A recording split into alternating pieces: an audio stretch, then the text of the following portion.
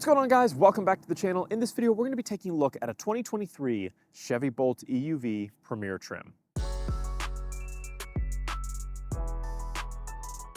Now, as some of you might know that are watching this video, I have a 2022 Chevy Bolt EUV. I've been daily driving it for almost 3 years now. So I have a ton of experience with the Bolts, especially the EUV here. Now, unfortunately, I don't have as high of a trim level. I don't have a Premier, I have an LT, but nonetheless, I've been daily driving it for a long time. On top of that, I have a tech channel called Mets Tech, and I have made so many videos on the Bolt. So if you're super passionate about the Bolt, or you're looking into getting one and you want to know everything there is to know from an owner's perspective, head on over there and check out my tech channel, Mets Tech. I'll have a link in the description, and you can watch all of my Bolt videos. There are a lot of them. I'm also going to be making a video over there letting you guys know what I think as far as whether you should buy a 2023 Chevy Bolt EUV or wait until the refresh model comes out in 2025. That's right, they are discontinuing the Bolt in its current state for a couple years. So this is the last chance to get this version, this generation of the Bolt EUV here. So we'll go ahead and start up front. Now, the Bolt has a really low profile set of LED headlights. You have these DRLs right here, and your turn signal is also integrated into this, and it's kind of a sequential turn signal where it kind of flashes over to the side. And then you've got your regular beams and your high beams down in this portion here. Now, if you were to get the EV, this entire section is combined. You don't have a body colored split, but here on the EUV, you get this body colored element. And we're looking at this beautiful radiant red tint coat here on the EUV. I love it.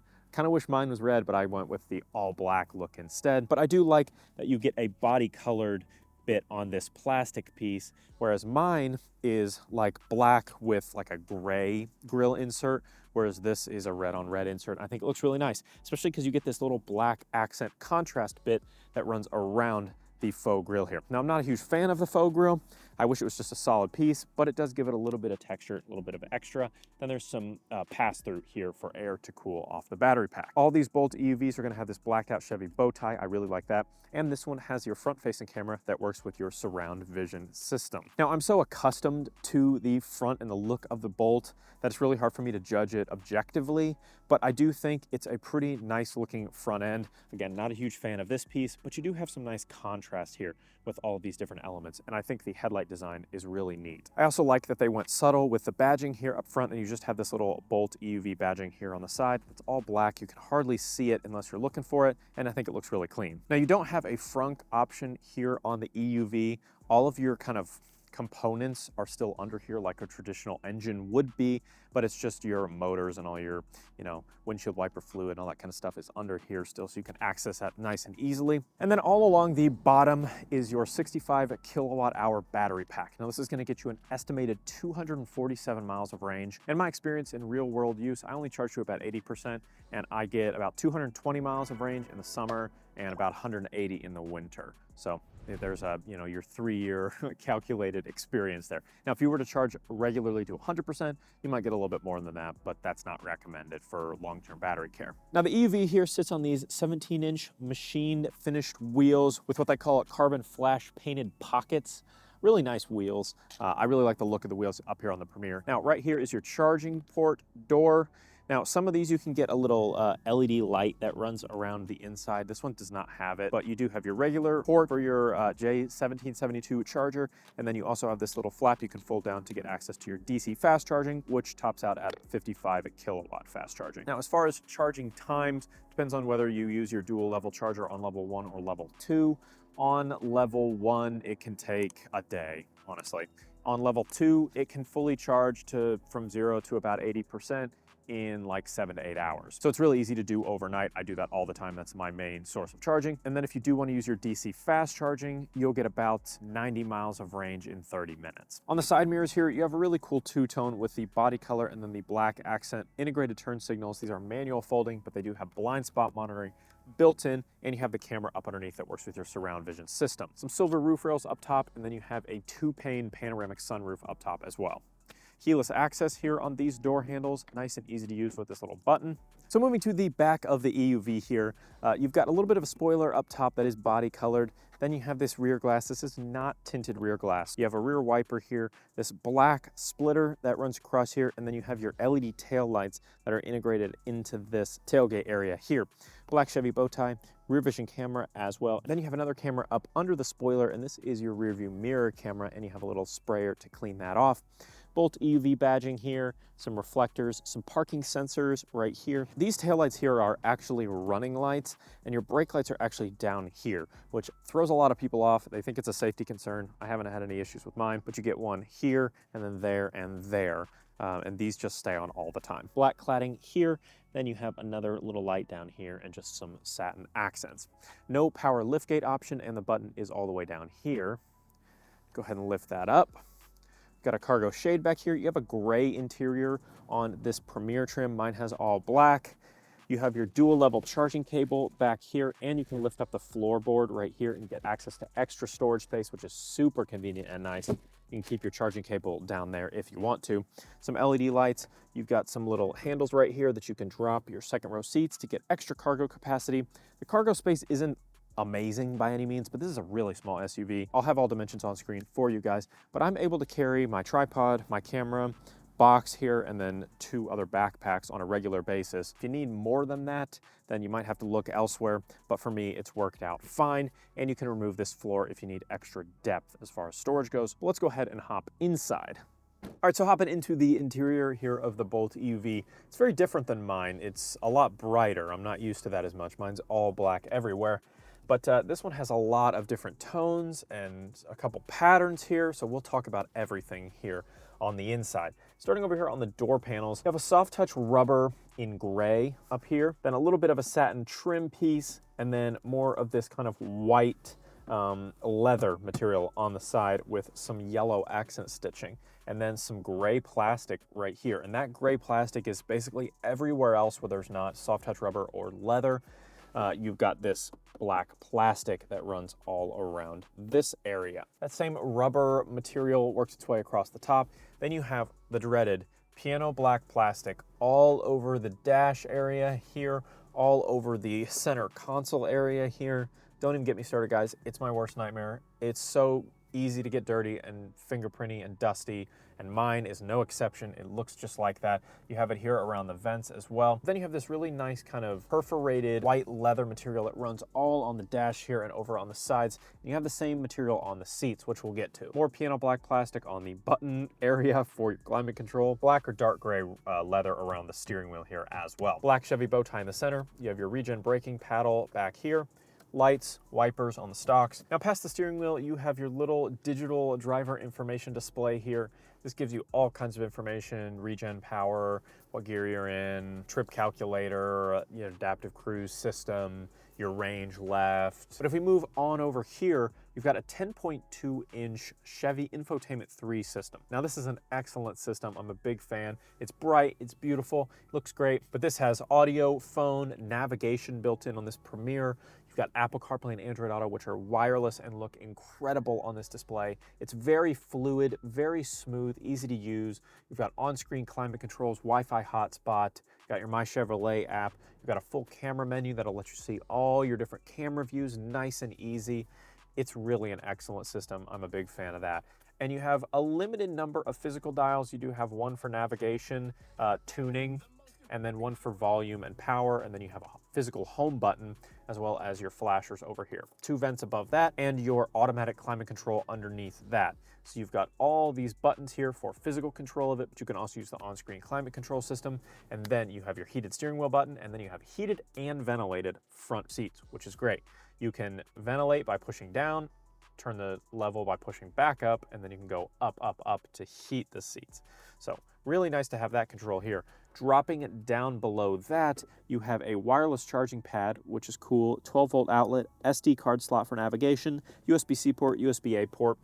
Moving on back from that, traction control, lane keeping, and then you have your sport mode button. That's really fun. Gives you a nice kind of throttle response there. Then you have this entire little center console area. You have a tiny little pocket, which although it looks the exact same dimensions as your key fob does not fit. Trust me, I've tried. So you could put like chapstick there or something, that's what I usually use.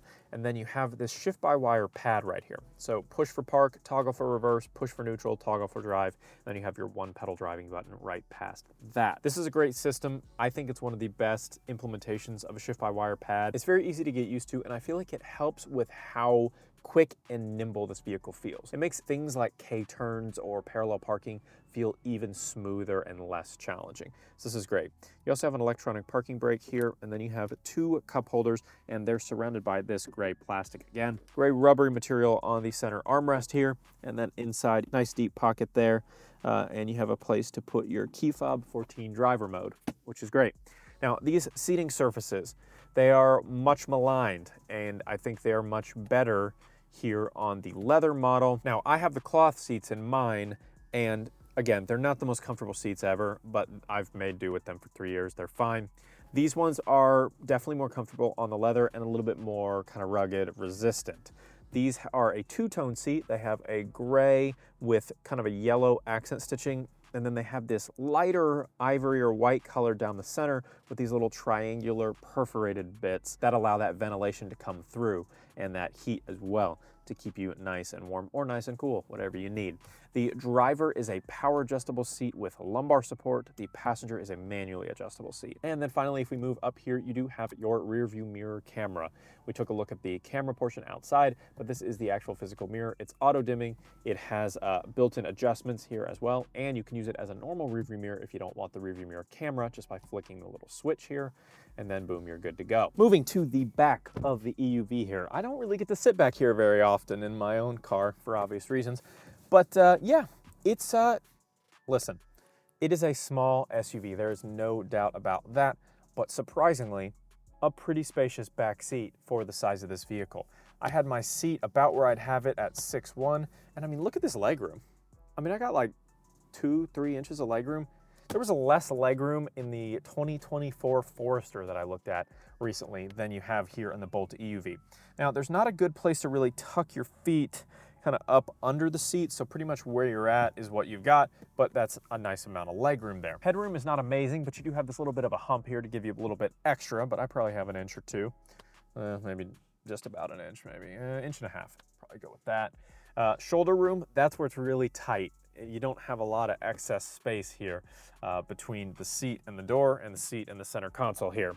The center console does fold down to give you 2 additional cup holders, and then you do have a USB-C and a USB-A charging port back here, a singular map pocket, and heated seats on the outboard seats, which is a nice touch. You have the same perforated triangular pattern on both these seats, and surprisingly, pretty comfortable seats back here. The door panel material, not amazing, but it really isn't that great throughout the cabin, so not a lot of loss there. And you do get a little bit of that extra light from the panoramic sunroof. It doesn't reach all the way back, but it's close enough to make the cabin feel brighter and more airy. All right, let's take the EUV for a little test drive. I feel like I'm kind of cheating a little bit. I literally drive this car every single day. So I'm very used to how it feels. So this experience that I'm describing to you is by no means fresh or new. This is my just normal driving experience. I prefer to drive with one pedal on all the time. That's completely up to you guys.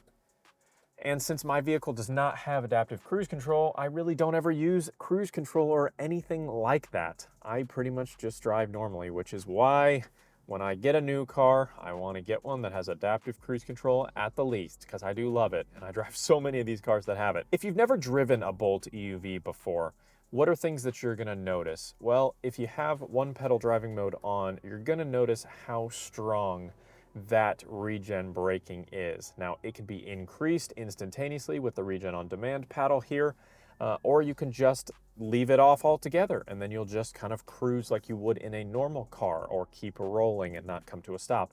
But I've driven a lot, and I mean a lot, of different EVs, and far and away the strongest regen braking strength ever that I've experienced is in the Bolt EUV. So if you really coming to a stop quickly when you let off that acceleration pedal, the Bolt is the vehicle for you. Now, I drive almost exclusively with the regen on demand paddle and regen braking turned on, so I'm just used to that. I've determined how far away I need to be from a vehicle, how far away I need to be from a stop sign or a stop light to come to a stop, and it's really a fun way to drive because you never have to move your foot onto the brake pedal unless it's an emergency situation, which of course I have done. Now, as far as visibility goes, you do have a block here in the A-pillar area. So you do have a blind spot right there with this little piece of plastic here and the A-pillar, but you do have a nice big front windshield and no real issues seeing your side mirrors at all. Again, rear view mirror can be a standard or a rear view mirror camera,